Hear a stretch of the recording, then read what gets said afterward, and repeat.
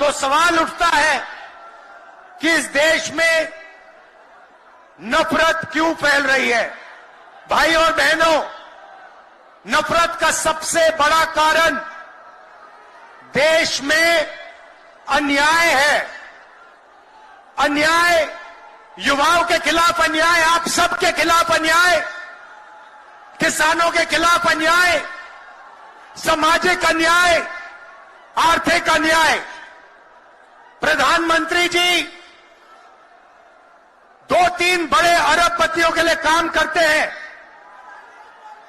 2-3 लोगों के लिए काम करते हैं। उनका 16 लाख करोड़ रुपया प्रधानमंत्री ने पिछले 10 सालों में माफ किया है। मैं आपसे पूछना चाहता हूं, उन्होंने हिंदुस्तान के किसान का कितना कर्जा माफ किया? हिंदुस्तान के मजदूरों का कितना कर्जा माफ किया? इसीलिए देश में नफरत फैल रही है। 40 साल से सबसे ज्यादा बेरोजगारी आज हिंदुस्तान में है। क्यों? क्योंकि बीजेपी ने छोटे व्यापारियों को, किसानों को, स्मॉल और मीडियम वाले बिजनेसेस को नष्ट कर दिया है। एक तरफ नोटबंदी की, दूसरी तरफ जीएसटी लागू की। नतीजा यह हुआ, जो लोग इस देश को रोजगार देते हैं, छोटे बिजनेस वाले, स्मॉल और मीडियम बिजनेस वाले, उन सब का काम बंद हो गया। जहां भी देखो बड़े बड़े उद्योगपतियों की मोनोपोली बन रही है।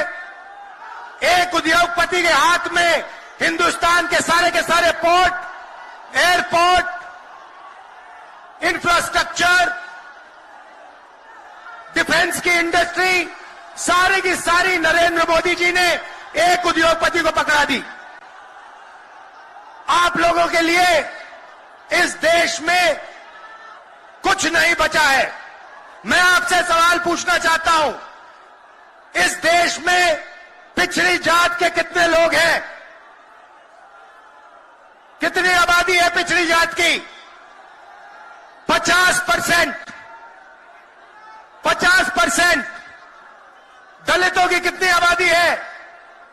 15%। आदिवासियों की कितनी आबादी है?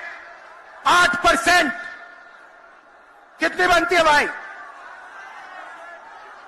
कितनी होती है? 73% अब देखिए, 73% में से हिंदुस्तान की सबसे बड़ी कंपनियों में उनकी मालिकों की लिस्ट निकालिए, आपको एक व्यक्ति नहीं मिलेगा 73% वाला। उसके बाद मीडिया के मालिकों की लिस्ट निकालिए, बड़े बड़े इनके जो पत्रकार हैं उनकी लिस्ट निकालिए, आपको 73% में से एक नहीं मिलने वाला है। उसके बाद प्राइवेट अस्पतालों के मालिकों की लिस्ट निकालिए, स्कूल और कॉलेज जो चलाते हैं, private school, private college, private university, उनकी लिस्ट निकालिए, उधर आपको 73% का कोई नहीं मिलेगा। उसके बाद जो हिंदुस्तान को 90 ब्यूरोक्रेट चलाते हैं, आईएएस वाले, उनकी लिस्ट निकालिए, उधर आपको 3 पिछड़े वर्ग के लोग मिलेंगे, 3 दलित मिलेंगे और 1 आदिवासी मिलेगा। और अगर हिंदुस्तान की सरकार 100 रुपए खर्च करती है, बजट में अगर 100 रुपए खर्च होते हैं, तो 73% की 6% की 6 रुपए की भागीदारी बनती है। तो ये जो 73% है, और उसमें अगर आप जोड़ना चाहते हो तो गरीब जनरल कास्ट के लोगों को भी जोड़ लो। इनके लिए इस देश में कोई रास्ता नहीं बचा है। पहले क्या होता था? पहले पब्लिक सेक्टर होता था, उसमें गरीबों को रास्ता मिलता था, नौकरी मिल जाती थी, सरकार में रोजगार मिल जाता था, जैसे बिहार में तेजस्वी जी ने किया, जैसे छत्तीसगढ़ में हमने किया, कर्नाटक में, तेलंगाना में हम कर रहे हैं। मगर नरेंद्र मोदी जी ने ये सारे के सारे रास्ते बंद कर दिए। सेना में आप जाते थे, वहां अग्निवीर लागू कर दिया। अब देखना, अग्निवीर लागू किया, और अग्निवीर में पहली बार इस देश में 2 तरीके के शहीद होंगे। एक शहीद होगा, उसको शहीद का दर्जा मिलेगा, उसे पेंशन मिलेगी, उसे कैंटीन मिलेगी और उसे गांव में, शहर में आदर मिलेगा। दूसरा शहीद होगा, अग्निवीर होगा, वो शहीद होगा, उसे शहीद का दर्जा नहीं मिलेगा, उसको पेंशन नहीं मिलेगी, उसको कैंटीन नहीं मिलेगी और उसको ट्रेनिंग भी सही नहीं मिलेगी। एक तरफ चाइना के सैनिक, पाकिस्तान के सैनिक सालों की ट्रेनिंग लेते हैं और हमारे युवाओं को नरेंद्र मोदी 6 महीने की ट्रेनिंग देने के बाद उनके सामने खड़े करने की कोशिश कर रहा है। नतीजा आप जानते हो। मैं ज्यादा नहीं बोलना चाहता हूं क्योंकि लालू जी को बोलना है। ये देखो,